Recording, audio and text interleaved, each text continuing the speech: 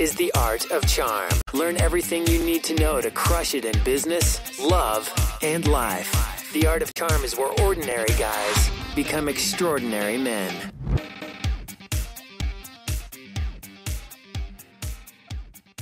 Welcome to The Art of Charm. I'm Jordan Harbinger.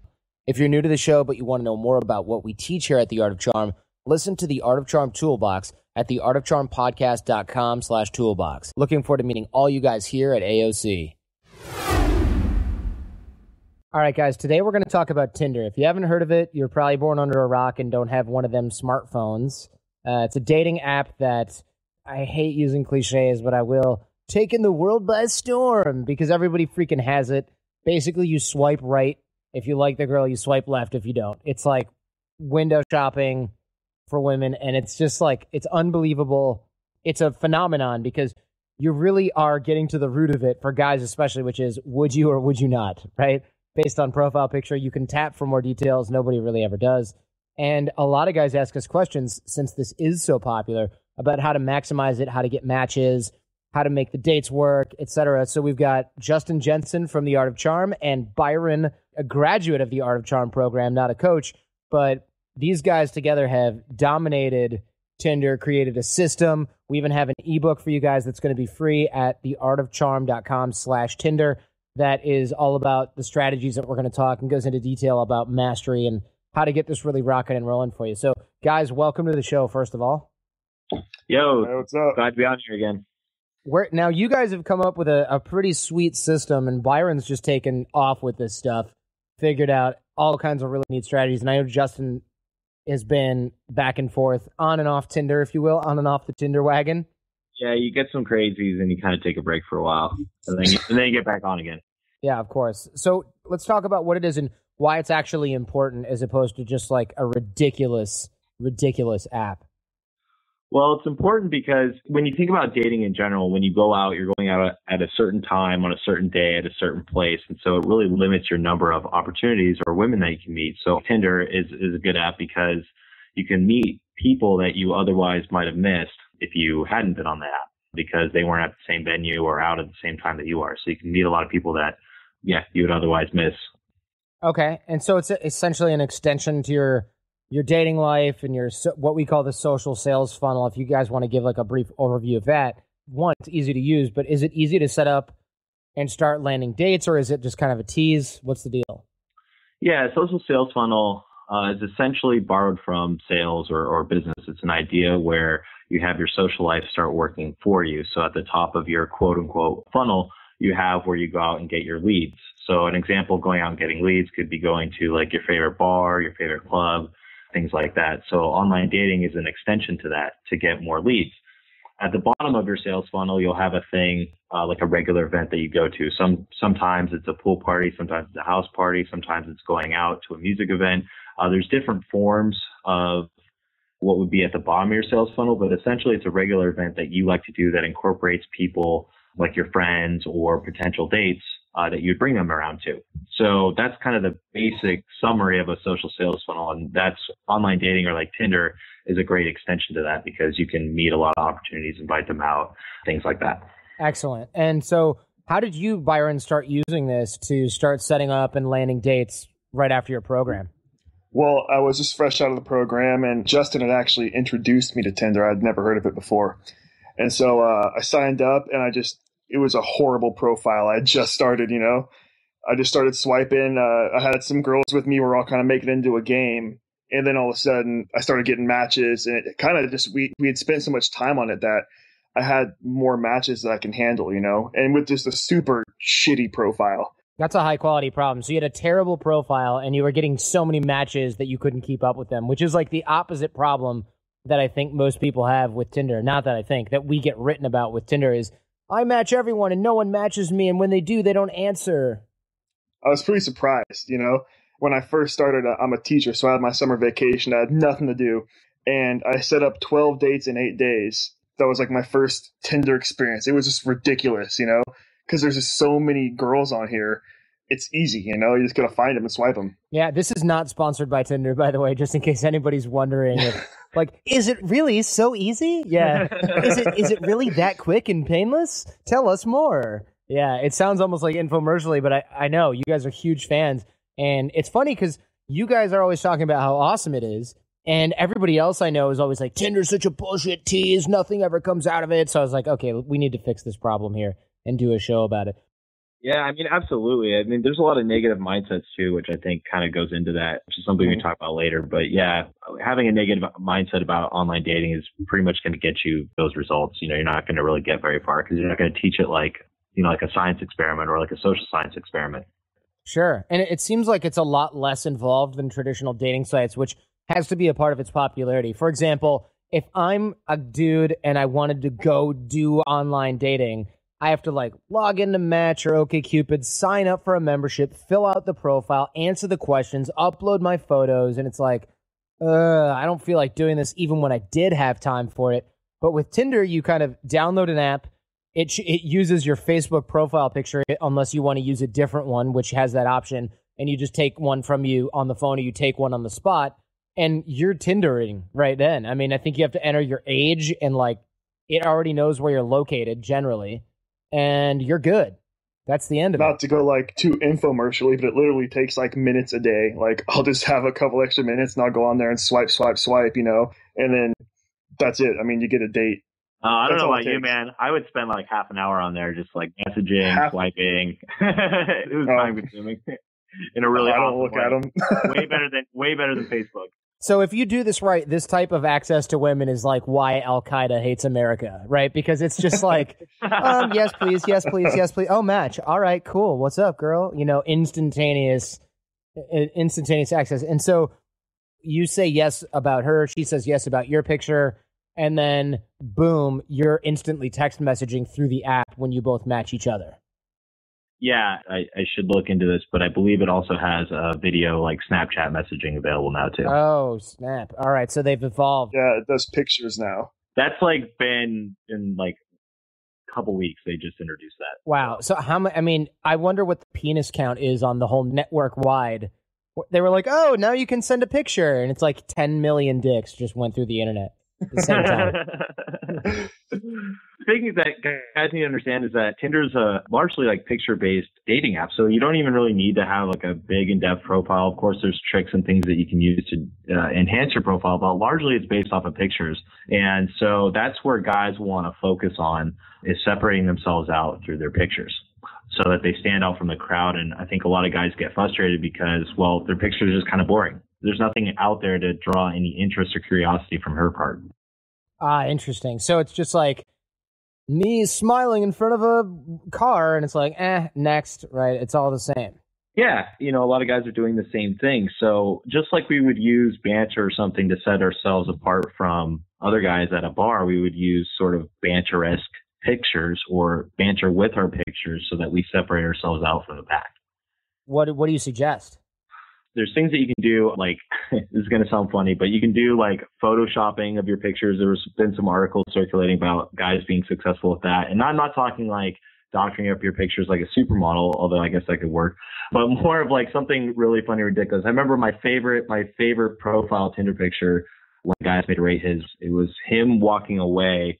It was a picture of him and there's a baby photoshopped in his arm and he was holding a teddy bear and he's walking away from a burning house. And it was just like the most epic.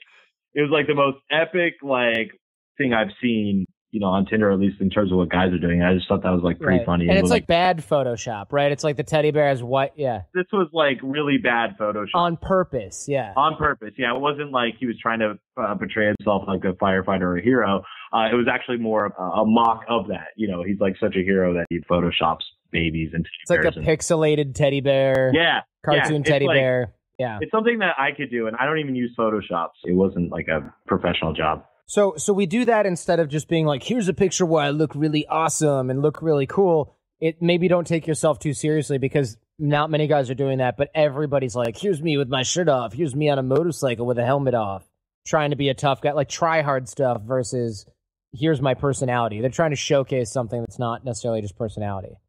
Yeah, and that's exactly what you want to do is showcase the personality. And I know that, Byron, you know, you might want to comment on this too. You've had a lot of success with showcasing your personality through your pictures. I actually, I used not even Photoshop. I used Paint, like the most basic piece of shit picture thing you could do. And for anybody who's been on Tinder, you know that tigers are everywhere. Like every 10th person, someone's next to a tiger. So I found this just awesome tiger picture online, and I like did a really shitty job of cutting myself out of a picture and just like plopped myself on it, you know, and I put like ladies love tigers in my profile. There's a whole Tumblr on that. It's Tinder girls with tigers. They're everywhere. So I've got one like that. I've got like in one of my Halloween costumes, and like I have one of me like, you know, one of those in the air jumping pictures. Just stupid, do something. You just have to have some sort of fun. Show your personality, you know? Don't be a selfie guy. Because otherwise, there's so many guys doing the selfie thing. You'd have to look like that. Remember that guy who got arrested and his mugshot looked like a model, except he had a bunch of face tats? Yeah, you'd have to look like that guy to stand out on Tinder. Or you can just be goofy and, you know, be swimming with, you know, a goofy picture or Photoshoppy or something mildly creative and unique. Because basically you're trying to get somebody to stop for a nanosecond and go, okay. That's all you're trying to do. The bar is not high. You're not trying to get them to go, dreamy eyes or whatever. They're just like, boom, yes versus the no pile. That's the only goal with the first picture. Yeah, you're just trying to grab their attention at first. I mean, that's really about it. Girls are very analytical. Once they like your first picture, they'll start to read and look into your profile a little bit more. Yeah, and you can put that picture of like, you know, just a normal picture of you smiling. You can put that later, like have it in there so they actually know what you look like. But at that first picture, that you got to pull them in, and then once they click, then you got them. Then they'll take a look and they'll see, you know, oh hey, here's what this guy looks like. But you got to be fun at first, you know. You got to come out, you know, different than everybody else. Yeah, it makes a lot of sense because it seems like there's plenty of first dates here, and maybe a lot of them don't go anywhere because, of course, the whole thing is based on like a little bit of personality banter in that first picture. But you can get a crap ton of first date experience, especially if you're coming off of a divorce, coming off of a relationship, or you're young and you don't have that much dating experience. This is like the first date boot camp training, you know, assembly line, right? Yeah, it's great for getting back on the horse, or great just for adding more options. Even if you're an experienced dater, it's great for that too. And, you know, as Byron said, you can line up for 12 dates in 8 days.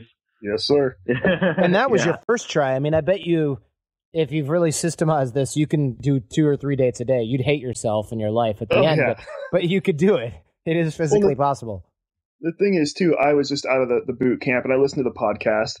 So I was like trying to implement all these things that I'm learning. So this to me was like, I'm using like this potentially endless stream of women to practice, you know, my bantering skills, my body language. And so for me, like, that's what I was doing. I was going out there and it was perfect. Like, I've got it down now. It's just so many of them. And I'd go in with like, hey, today I'm going to work on my vocal tonality, or all these like toolbox episodes I was going through and then applying them to my dates. And it did wonders for me. Like, it helped so much. That's awesome to like systematically go into a date and be like, okay, I'm going to like work on this thing and see what happens. Like, that's a great way to learn this stuff. Yeah.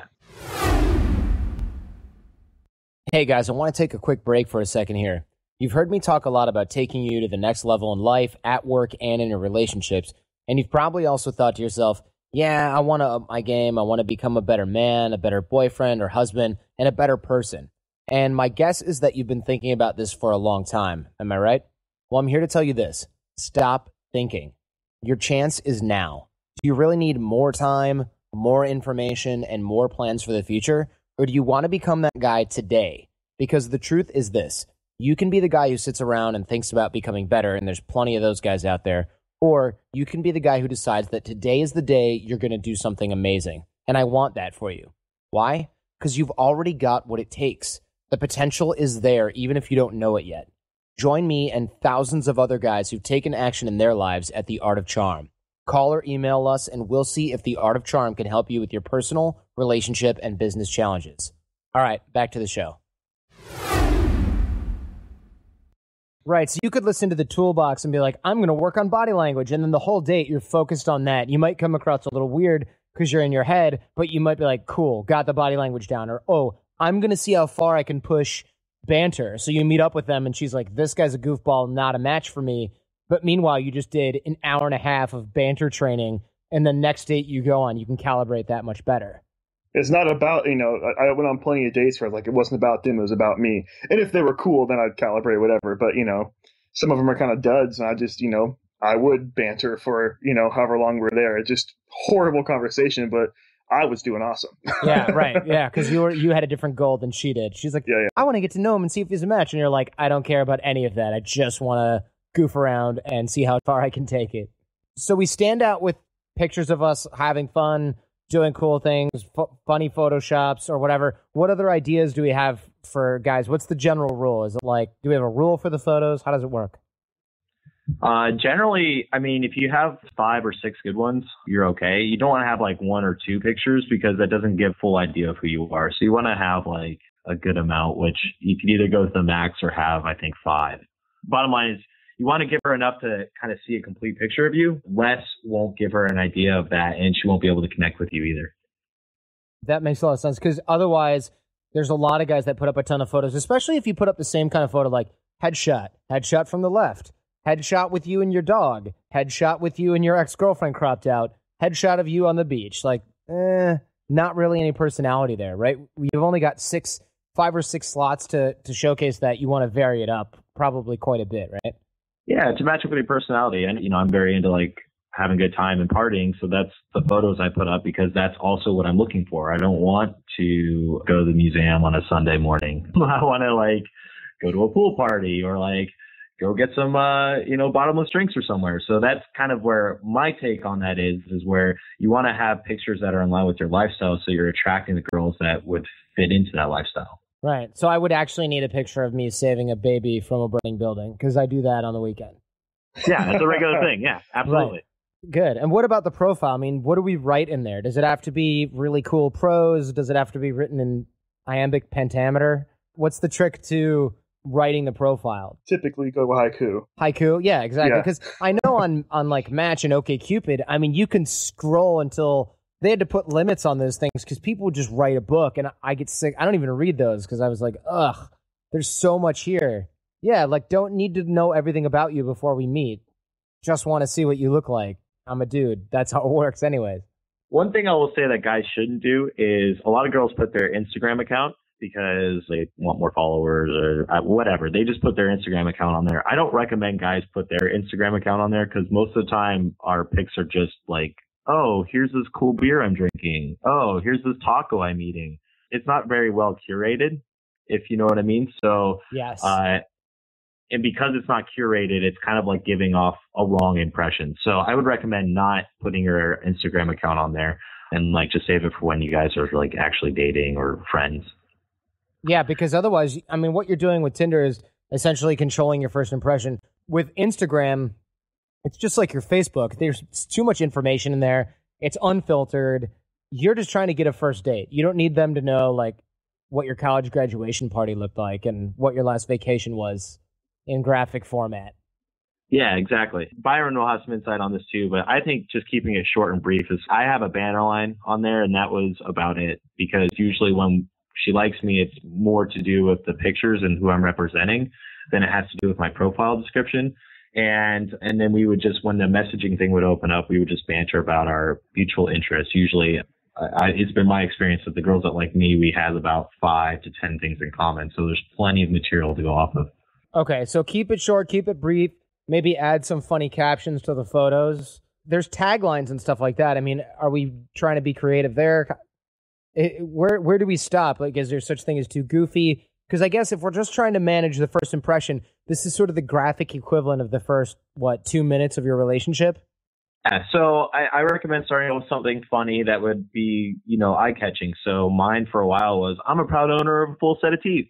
You know, like being fun and goofy about it. I usually add like the big smiley face next to it. Byron, what's your take on this? I know that you had, at least for a while, would have like comments or references relating to the pictures. Yeah, I was trying to like wrap my banter into my profile, like still keeping it short and sweet, but like, if they responded first or if the conversation got dull, I wanted to put that in there so there was some, to go off of. So like I had this picture of like me in the air and like this ninja kick pose. And so I put ninja training camp, 93 or whatever on there. 1993, yeah, exactly.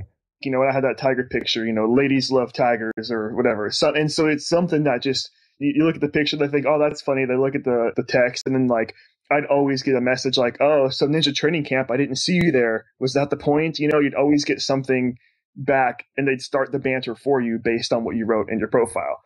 I think that's a great way to do it, either, captioning, or like what I have now is I just have a little short list of interests, like volleyball, teacher, whatever, shark wrestler. One of those is a lie, smiley face. And then that's it, and then so they'll try and like, oh, are you really a midget, or are you really a shark wrestler, or whatever they say, Perfect. Okay. So That gives them like stuff to feed off of, some talking points. Then they take care of it for you. It just works, they work into your banter, and then you end up having just fun conversations about whatever you wrote down, So you Sure. control that. Okay. And so do you start conversations with them at that point at which they match you, or do you kind of wait for them? How does that work? I hardly ever have girls message me first. And of all my girlfriends who are on Tinder, most of them are like adamant, I will not message a guy. So it normally comes down to, you see that match, you got to say something. You got to open up with something fun or funny, and you got to get them engaged and wanting to message you back. Because if you wait, it's almost the same as like being out at the bar. It's kind of up to a guy to do the approach and, to go say hi and throw yourself out there. And they kind of carry that over to the app too. They want you to come after them, and they want you to open up. So just basically the same thing as in real life. And aren't most guys sending messages first? And what kind of messages are they? How do we stand out that way? Yeah. So a lot of girls receive the same kind of message. A lot of guys just simply say, hi, hey, how are you? How's your day? And even worse, DTF, which is, down to fuck. Not recommended. A lot of guys get tripped up with what to say. And so it usually comes out as something boring. And you have to think about it from her perspective. If she's attractive, she's going to get hit up a lot, especially when she swipes right and likes other guys too. She's having to deal with a lot of these boring messages, and it's a nice breath of fresh air for her when she has a guy that has a sense of humor that can make her laugh. Other than confidence, the second thing that the top rated thing that girls are looking for is a sense of humor. So when you open up a sense of humor and you show that your personality is fun and playful, then you're going to set yourself up right away. Perfect. Okay. And so we're not texting them DTF, and we're not waiting for them to hit us up because they're getting inundated, right? So there's no reason for them to try to start a conversation with us. Just anything fun, like actually Justin taught me this one at the boot camp. You had me at XYZ, pick something from their profile. You had me at smoothies and beer and whatever, you can add like a let's get married smiley face at the end, just something stupid, that they're like, oh, that's ridiculous. And I'll kind of message back and just have fun with it. That's all you're looking for. Okay. So the purpose of that is getting them into light banter, and then what? Like, where am I taking this? Am I just witty conversation back and forth, or is there something bigger that we're gunning for? Yeah, for messaging, you want to keep it fun and playful in the beginning. And so it does you a really good service to be playful with her, role play a little bit, and show her that you do have that fun side. Eventually, you want to move the conversation forward, which is, grabbing her number and things like that. But on the very first get-go, just about being fun and playful. After you guys can vibe on the banter, then you can feel comfortable about moving it forward. Usually it's qualifying in a way of something along the lines of, hey, you know what, you're pretty cool. Here's my number. I do the qualifying in reverse of what we do in real life, because when you qualify her, letting her know that she's cool and that you think she's cool enough for you to give her your number, it actually works in your favor, because now the pressure isn't on her so much, because you're like, hey, listen, I think you're cool. Here's my number, which is signaling, hey, listen, I want to get off this dating site and eventually meet up. So it's really easy to grab a number. You just, instead of asking for it, you just make a statement and drop your number. If she likes you, what ends up happening is she'll either text you back on your phone, or she might continue the texting through the app. But ultimately, once you guys handle logistics and set up a date and things like that, you'll get her number pretty easily. But I've had a lot of success with saying, hey, you're pretty cool. Here's my number, and kind of putting the ball on her court. And then she can basically decide what to do with it, because I've already said, listen, I'm ready to move on and take this conversation forward. Just to be super clear, we're giving her our number because it's essentially allowing her to take the next step in that area. Whereas usually in real life, we would get the number because we know that follow-up is going to be in our court. Here, it's actually a signal of interest that she's actually serious about this and not just dicking around on Tinder, wasting your time. If you haven't set up a date already, you have to sort of draw a line and say, listen, I think you're cool. Here's my number. And the reason why this works on online dating is because she's getting asked for her number all the time. And when you ask her for her number in that way, hey, can I have your number? It really kind of does a couple things. One, it gives her the opportunity to say no. And two, it kind of puts you in a weaker position. I feel that when you're saying, hey, you're pretty cool, here's my number. You're saying, listen, I think you're cool and I'm ready to move this forward. And I think it's a very high value way of showing interest on your part, wanting to move the conversation forward. Yeah. So what about sexual banter and stuff? Because I know a lot of guys are like, yeah, you can really turn up the heat on Tinder, and it's kind of anonymous, so you've got that going for you. Should we be doing that before we start up, or where does that fit in? A lot of guys assume that girls are sexually attracted in the same way that we are. If we see like some yoga pants, we're like, it's like a freaking laser beam for a cat, right? Like we're just like get all riled up about it. But for girls, while looks to some degree are important, they get more sexually aroused by like a story or by a scenario. In other words, for them, it's a lot more mental. So it's a lot more like build up, and they don't look at a guy and be like, oh my God, like, damn, those pants look good. I want to bone him. To them, it's more or less they look at a guy and they're like, oh, he looks like he could like have good children. He looks like he could be a protector. He looks like somebody I would want to marry. So they get turned on more or less by that sort of line of thinking than just being like, damn, that ass looks good in those jeans.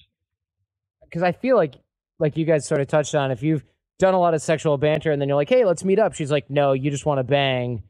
Yeah, and you're also setting the wrong impression. Whenever you escalate, you always want to do that in person.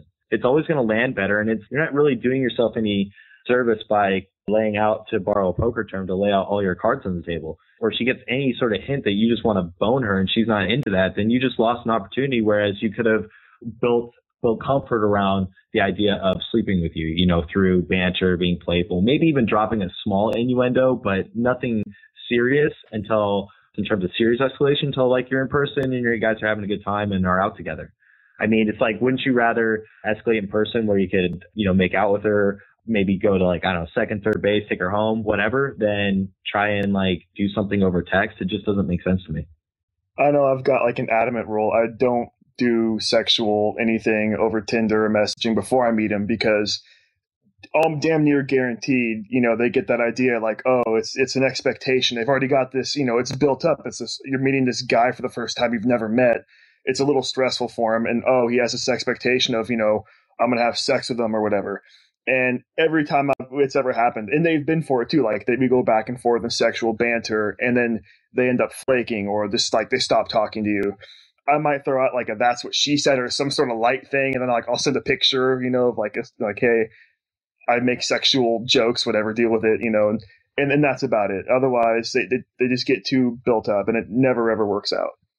I can see where that would be a giant red flag for anybody. And so you definitely want to stay away from that. Okay, that's good to know, because I feel like a lot of guys go in that direction, or they stay in the whole, let's banter for 3 days, and the girl's like just dies off because she's like, he's never going to pull the trigger.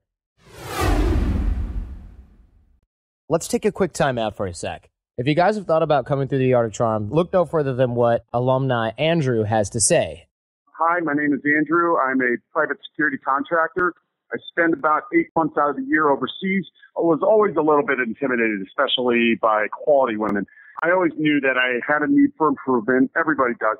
That you taught guys how to be themselves, but to be a better version of themselves. I wanted to perfect my skill set with interacting with people in general, but also with quality women. You guys met all my expectations, more so. You guys have a proven track record, and the stuff you teach works. Your instructors were some of the most professional and quality guys that I have met in a very long time. Even to the day, I used what I learned from Art of Charm. That is part of my skill set now. The support that I received afterwards was really beneficial and still has been. Being part of the Art of Charm family, having people that I can reach out to, whether it be coaches or former alumni members, has been extremely beneficial, because I hit a bump in the road or a brick wall or anything, I can always expect to get pieces of advice to overcome those situations. Now, here we are 2 years later, being able to use that consistently for the rest of my life is amazing. It's been great. How quickly do we pull the trigger on trying to meet up? How do we know when it's time to be like, hey, call me or whatever? My experience on this is you can kind of do it in a couple ways. You plant a little seed, actually. So you connect on interests, like things that you like. So for me, I always connect on like music with girls, because music's a big part of my life. So if she likes music and I like music, then great, we have something to connect on. And so I might plant a seed of like, oh, hey, we're totally going to go do this event like way in the future. I'm planning the idea that we're going to hang out. And then in between that, because a lot of the music events I like are kind of few and far between, I'll actually set up a first date where we go get happy hour just to see, for me, it's to see if, okay, can I actually hang with her? Because I don't want to go to this big event, spend a bunch of money with somebody that I hardly even know. So for me, it's planting the seed that we're going to hang out very casually and then make the plans through the phone, whether it's texting or calling her, which are a couple different ways of doing that. Okay. So far the structure is like banter, qualify, connect on mutual interests, set up date, grab number, or send number. Like, don't make it too big. A lot of girls, in my experience, like, they try and build that comfort beforehand. They want to have comfort before they meet you, you know? And so they'll try and like drag out these like long texting conversations, and it's like you don't know each other, you know? Right, you're talking about life goals and yeah. if you get to talk about how many children you want one day, you've gone too far, turn back. Just keep it, you don't keep it too short. You want to have an end goal, you know, like banter, send a few messages, and then, you know, move on. Don't get sucked into like oh, hey, what do you do for work? What's your favorite color? What do you like? You know? Yeah. You want to respond to those. You want to save rapport and rapport type questions when you're in person, because that's when she's actually going to connect with you.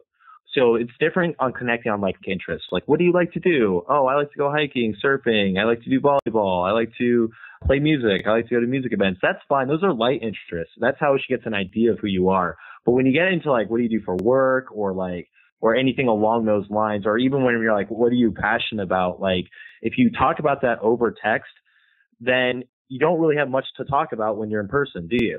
So save rapport type, like medium to heavy type of rapport for when you're actually in person. You can connect on mutual interests because that's how people connect and bond. She wants to feel connected with you, and she wants to feel safe about making a decision to meet up with you. So connecting on like light rapport topics such as hobbies, music, and interests are a great way to do that.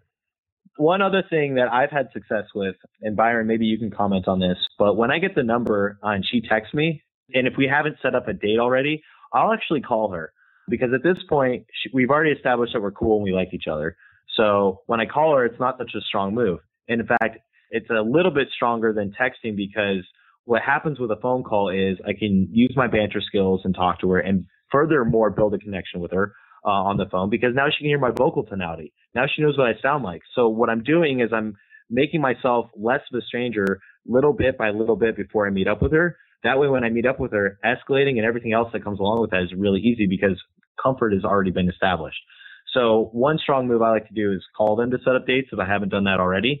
And a phone call is just 5-10 minutes, real quick, simple, and easy. It's not a big, long conversation. Again, you don't want to get trapped into rapport over the phone. You want to save that for in person. So I find that any type of body language that you can communicate before the date actually can help you out. So phone calls are great. I even had a time where I used Snapchat to ramp things up and create some comfort beforehand, because we had like a week or two. And so we ended up just like using basically all the texting apps. We had like Tinder, we had like text messaging, we had Snapchat, and then at some point we were Instagram friends. So when she saw me, she basically knew who I was, but we hadn't really talked about rapport. And so when we were on our date, we talked about rapport, and we got to connect on that level. And then I actually ended up taking her home that night because of all that legwork that I'd done up front. And I think too, like that phone call is super important, because you were talking about standing out from these other guys. Nobody's calling her, if they get the number, they're texting. And so I'll get her number and I'll actually text her once I get it. And I'll say, okay, I'll call you later for a date, kind of give her that heads up. And then and you call her, and it's like, I always get comments on, oh, wow, no one ever calls me. And it's like such a big thing for them, because it's, again, you're taking on initiative. You're being the man, and you're showing more of yourself up front. And it just seems to work very well. Yeah, not hiding behind your phone. Exactly. She has more confidence. Yeah, absolutely. Excellent. Because I think a pet peeve of girls over like 30, 35 is like, oh, he just texted me as being a wimp, because they know you're sort of trying to stave off potential rejection by not calling them and keeping it super light. And it just shows a lack of commitment even to the interaction in a lot of ways. Yeah, I would agree. I think, too, a lot of guys when you set up the date, you should do it within like the same week. I know schedules are crazy, but you should really try and do it with like within, I would say, the first few days of getting the number. It doesn't have to be, it's not like you get the number and be like, all right, I'm going to see you tomorrow. But, you know, if you get a number on like a Monday or something, then set up the date for, sometimes it'll be like Wednesday or Thursday. Because, well, that's me personally. I like to save my weekend nights open. So I tend to do like happy hours during the week. But really, you should try and like meet up within, I would say, a week. We have this philosophy, it's strike when the iron's hot, right? Sure. So, you know, things are going well. Why would you want a cooling off period? So you don't want to come off too needy and be like, oh, great, I'll text you tomorrow. But you also want to set up the date for, you know, a couple days, 2 to 3, maybe 4 days later, just so you're capitalizing on that momentum and that heat. Now, when it comes to setting the date, guys always fall in the trap when they're working on these dating skills. They're always falling into the trap of, hey, what's your schedule? When you leave it up to her, for guys that are in business and guys that have been in sales, they know this, setting up a date's like appointment setting. So what you want to do is you want to pick times and days that work for you and then give her the options. So for example, you could be like, hey, I'm free this Wednesday or Thursday around 8, you know, what works for you? So what you're doing as a man, you're taking the leadership, you're setting the time and the date of when you want to meet up. And then you also need to pick the venue. When you leave it up to her, you lose some of your, I don't know what the right word is to say, but I want to say you lose some of your power. In other words, you're not coming across confidently. You're putting the ball in her court. And as a man, that really shoots in the foot in terms of the attraction process. Yeah. You want to be the one setting that stuff up. Right. That it's not even just power. It's literally, you're sort of signaling, I'm not really confident enough to take the lead on this one, so I'm going to let you do it. Exactly. And obviously, like, if she can't make any of those times, you guys get to figure out your schedules, stop playing games. But on the same level, you can't be like, all right, figure out when we can meet, and then it's all in her court, because then she's basically not going to be super comfortable with that in a lot of cases. Some women are, but a lot of women are not, and they'd rather have you lead and pull the trigger. And if you won't, and she's the kind of girl that's not down for that, then you just lost. Yep, you just lost an opportunity. Exactly. So, yeah, when it comes to setting the date, just take the leadership, take the reins, and guide the interaction. And you'll start having a lot better first dates, and you'll start helping yourself out, you know, along with the attraction process. Excellent. So once we set the date, then what? Do we text every 7.5 minutes until the date? It's recommended every 60 seconds. Yeah, okay. Each situation is going to be different. What I would say is that I think where a lot of guys fall into the trap, like they'll get a text message from her, and then because they want to like play it cool and things like that, they may not text her back for like 12 hours. And that doesn't show that you're busy. That actually just shows that you're playing a game. So if somebody's actually like legitimately busy, they might text back in like an hour or two. But if you wait like 12 hours, it pretty much shows that you're just playing a game. And let's face it, like we have our phones on each other all the time. So unless you're like in like a mining sort of job, like chances are you could probably answer your text message, you know. And so what I would say is be in line with who you are. If you're busy and get to the message when you get to it, but don't play games. Don't purposely wait like a day or two, because then you're not utilizing the rule, which is strike when the iron's hot. And with that too, I think one of the big things, and I know you're big on this too, Justin, is I love picture texting, and it comes in so much handy here. Like I have all these fun pictures on my phone, or like just stupid things you send them, and that way you're bantering, you're entertaining them, and it's not like oh hey, how's your day going? Because that right there can kill your whole fun vibe like in an instant. You know, like if you just start that boring conversation, then that fun guy is gone.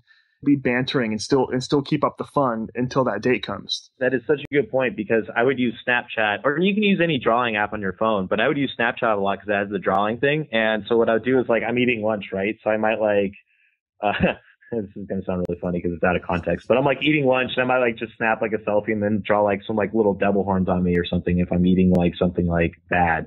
Or, you know, if I'm like out having a drink with some friends, you know, I might like snap like a little picture and, you know, might do like a hashtag or something like that. But the point, going back to Byron's point, it's about you can use pictures to have that fun banter vibe, and it gives you things to talk about other than like, hey, how's your day? Oh, how's work? Because that's all boring and no one really wants to talk about that. And I think too, just be careful. Like, you know, you do want to strike when the iron's hot. You do want to text, but like, you know, I've had times where I can't set up a date till like a week or a week and a half. Then don't feel like you have to text all the time. You know, like you want to set it up, be fun, then don't like, oh, I have to text her again today. Like, don't force it. Let it feel natural, and send it every couple days if you want. Just say something fun, a little quick light banter, and be done. You don't always have to make a conversation with it, because that's something I find. If your date's not coming up right away and you'll send, something, they'll want to start like that conversation. They're going to try and push for a rapport again. And you just got to be really careful of that, because again, that'll kill that mood. That's what they're asking for, but it's not really what they want to hear, Okay, that makes sense. So what about day of? So usually, like, when it comes to confirming, I call that confirming. Like, the day of, you can confirm and just basically say, hey, troublemaker, looking forward to, having some drinks with you tonight or something like that. Or you could do that the day before. There's different ways you can do that. But at this point, if you've done your job, just day of can just be simple, like, hey, tonight's going to be a lot of fun. Hope you're looking forward to getting kicked out of the bar, or something fun, silly and playful, or maybe even like an inside joke that you've already have established. But day of, you don't need a whole lot of texting, because at this point, your date should already be set up. So there's not a whole lot of point other than just ramping up the excitement. Like, hey, tonight's going to be fun. Can't wait to go kick over trash cans with you on Hollywood Boulevard. Something fun, light, and playful with that. Yeah, today's the big day. Stay calm. Just breathe. Don't worry. We'll meet my parents later on. Don't, no big deal. My grandparents are coming. Like, my brother is out of town. It's all going to be good. Perfect. Do you want a house hunt tonight, or do you just want to have dinner? Yeah. Perfect. Yeah. Pick out a vacation. Excellent. And then, of course, after that point, the rest of the toolbox kind of kicks in with the body language, nonverbal communications as well. We've already been using the banter, eye contact, touch, vocal tonality, all that stuff from the Art of Charm toolbox kicks in now that you've met up in person. Absolutely. As an AOC alumni, I can tell you guys that, like, it's super helpful to keep those things in mind. If you're working on, anything from those toolbox episodes, just have a goal, go in. Don't try and like take all these different things and put them into one. Just take one goal and work on it. Or like, if texting, messaging is super important here. The textbook, the AOC textbook, helped me out a lot. Like, I bought that after my first week of Tindering because I realized that I sucked. I started just throwing that stuff in there, and it's gold. It's crazy how much it helps. It's such a huge part of this. Excellent. Yeah, I'm glad to hear you say that, because obviously we can be like, and all of our other things help, but obviously having the skills from the boot camp, having the skills from the textbook, etc., will help you really clean up with Tinder. Of course, we've got our free Tinder book that we're giving away to everyone at theartofcharm.com/Tinder.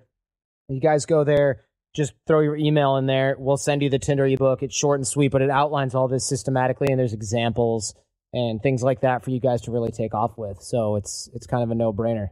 Thanks for your help, guys. I'm glad that the hundreds of Tinder dates you guys have gone on in the past few months has finally paid off for somebody else. Absolutely. Paying it forward. Exactly. Thanks, guys. All right, later. Thanks. Solid show as usual, if I do say so myself. Show feedback and guest suggestions. We rely on you guys to help keep our finger on the pulse. So if you know someone who's a good fit for the show, let us know at jordanh@theartofcharm.com. Bootcamp details, that's our live training at theartofcharm.com. And that's also where you can find links to us on Twitter, Facebook, and other social media. If you're listening to this but you're not subscribed in iTunes or Stitcher, then that needs to change. Getting our shows delivered free to your phone or computer is the best way to make sure you don't miss anything. You can do that by going to iTunes and searching for the Art of Charm podcast, or by going to theartofcharm.com/iTunes and clicking subscribe. That's it. You guys can also help us. If you subscribe in iTunes or Stitcher, give us a 5-star rating and write something nice. We'll love you forever. Just go to itunes.com/theartofcharm and it'll take you right there. When you write us a review, it not only makes us feel proud, but it helps keep us in the ranks so that other people who can use this information can find the show more easily and get the credible advice that they need. It's also the best way to support the show other than purchasing training from us. So tell your friends, because the greatest compliment you can give us is a referral to someone else, either in person or shared on the web. So have a great week, go out there and get social, and leave everything better than you found it. Thanks for listening to The Art of Charm. Get more confidence, relationship skills, life hacks, and everything for the extraordinary man at theartofcharmpodcast.com.